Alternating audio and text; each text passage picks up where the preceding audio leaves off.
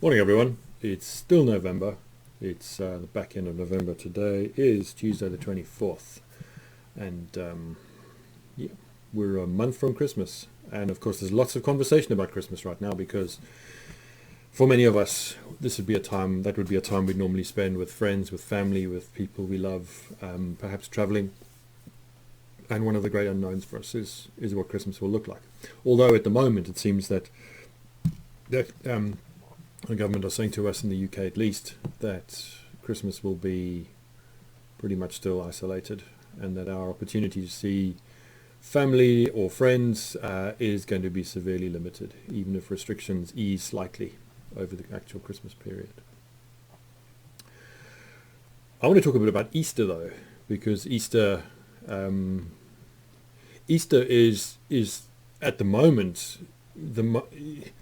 the season, the time in our country's life where we're being told by government at least that we might return to some semblance of normal.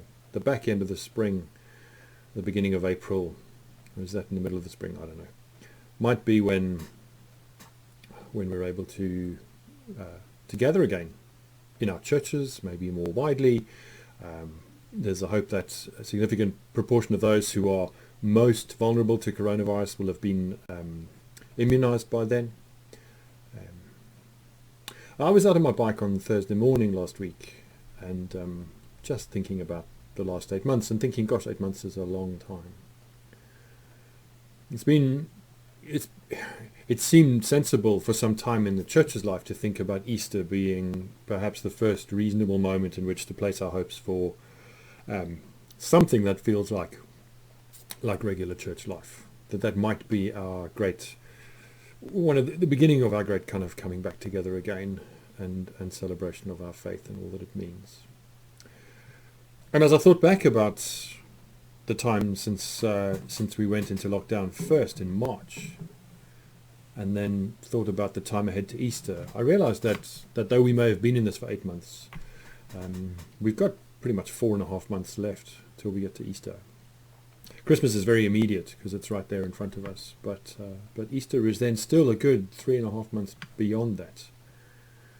And that's a long time through the winter to continue in various forms of restriction, lockdown, and tier 1, 2, 3, whatever the future holds.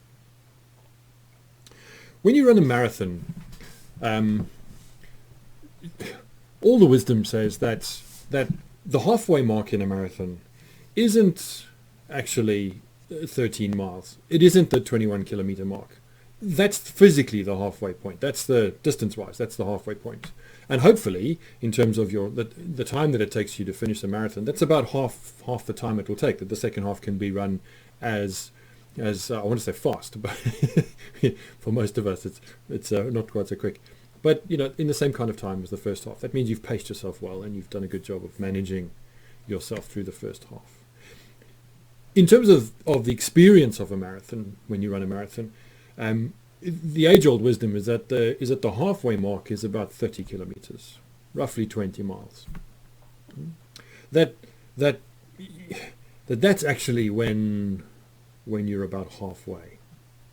Physically, psychologically, those last 10 or 12 kilometers are enormously taxing. They ask an enormous amount of you.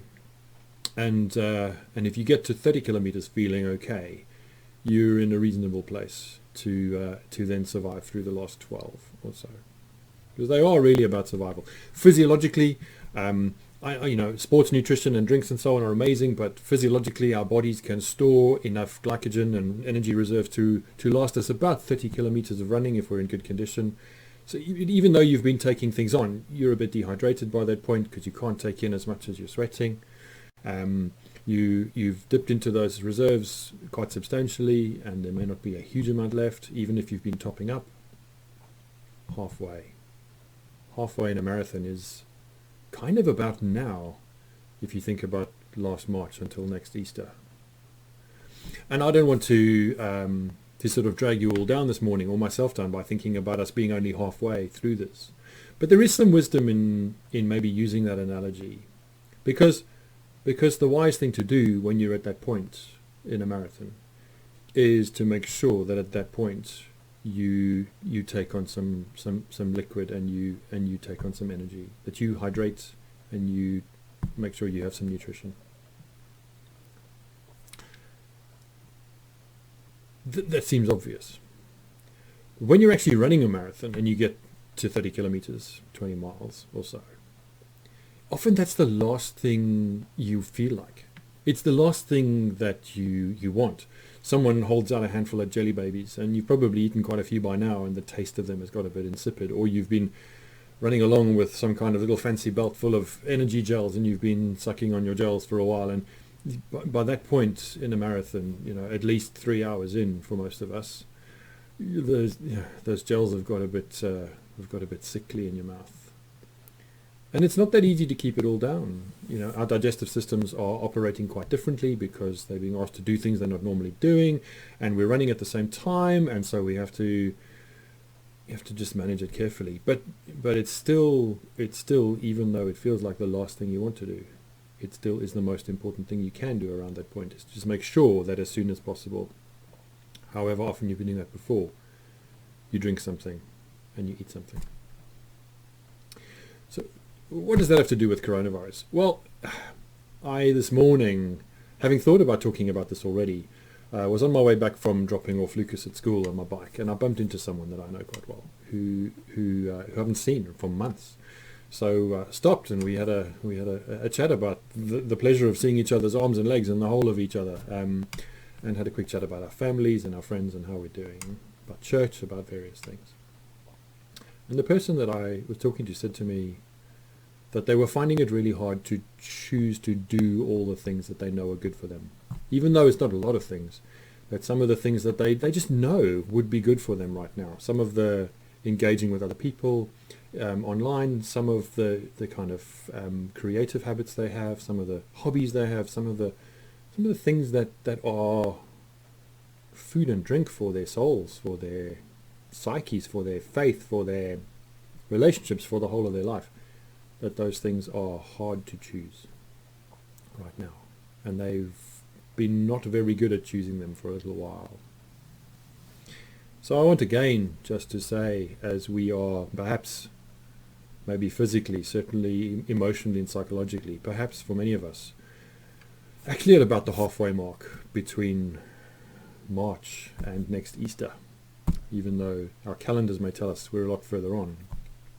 I want to remind myself, maybe remind you, maybe gently encourage you, maybe even talk to myself as I do this and say, more than ever, it's very important for us to keep choosing the things that are good for us, the things that feed us, the things that more than just keep us going, even though we may be plodding on in some pain and difficulty, and it might feel like an enormous struggle, but there are things that will get us to the end, and that some of those things are things that become harder to choose, even though they may be good things, because they might not be easy things, they might be quite effortful things, they might be things that require energy from us to do, and though we love doing them, we just feel so weary at the moment.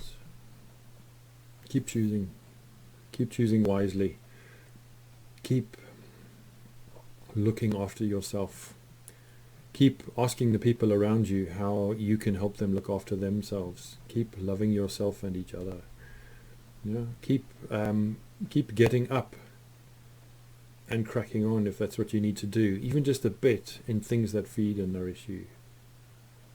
It's going to be very easy for us to just curl up in a ball in the depths of winter and not do any of those things. I listened to a GP on the TV yesterday just talking about the way that people, there was a huge upsurge in the late spring into the early summer of cycling and walking and people doing all kinds of physical activity and the enormous health benefits and psychological benefits of that. And that same person was saying, with regards to the reopening of gyms and other facilities, that could just fade away in the course of the winter, and we hope it doesn't. So indoor facilities might make a difference too, physically, emotionally, creatively, psychologically, relationally. What can you keep choosing to do for yourself? What gift can you give to yourself?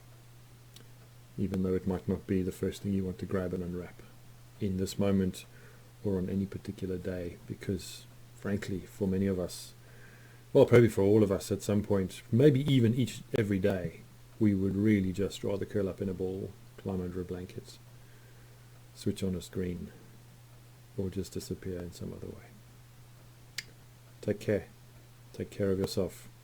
I think in some ways we're about halfway. So let's be wise as we journey into the harder half of what this season is going to be in our lives. God bless. Have a good day. I'll be back tomorrow.